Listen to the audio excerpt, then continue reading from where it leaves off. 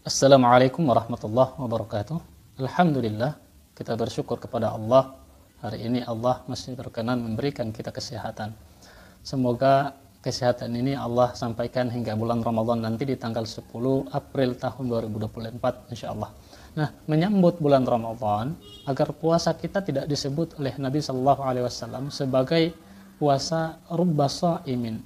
Betapa banyak, kata Nabi, orang yang berpuasa khudhuhu min siyamihil ju' wal 'atash, namun mereka tidak mendapatkan apa-apa dari puasanya kecuali hanya lapar dan haus. Sudah bersusah payah dari pagi hingga sore dia menahan lapar dan haus, tapi dia tidak mendapatkan apa-apa. Ibarat orang yang bekerja sudah susah payah dari pagi hingga sore, bahkan sampai malam lembur, tapi tidak ada hasilnya. Maka ini adalah kerugian yang begitu besar. Nah, olehnya itu, agar puasa kita tidak sia-sia, minimal ada 3 hal, kata Nabi sallallahu alaihi wasallam, yang perlu kita perhatikan. Pertama, malam yada' qaula zur. Siapa yang dalam puasanya dia berkata-kata dusta, kemudian wal amala bihi, dan dia terus melakukan kedustaan itu, dan dia tidak bertobat kepada Allah Subhanahu wa taala, fi an yada' ta'amahu wa syarabahu, maka Allah Subhanahu wa taala tidak akan mempedulikan puasanya. Jadi perkataan dusta itu yang pertama. Kedua, laisa siyamu minal akli wasyarab. Puasa itu, kata Nabi, bukan hanya menahan lapar dan haus. Innamas siyamu minal lagwi warrafathi. Akan tetapi puasa itu menahan diri dari lagwu. Itu yang kedua, lagwu. Apa itu lagwu?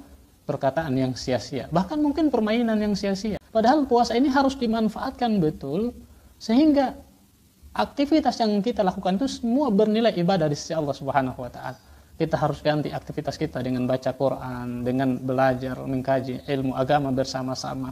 Ini harus diganti dengan ini, ngobrol kita yang bermanfaat. Ya. Yang ketiga, rafath. Nah, rafath itu berkaitan dengan perkataan kotor, berupa makian.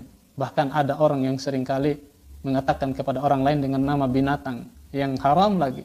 Masya Allah. Nah, perkataan-perkataan ini tidak boleh ada saat kita berpuasa di bulan Ramadan.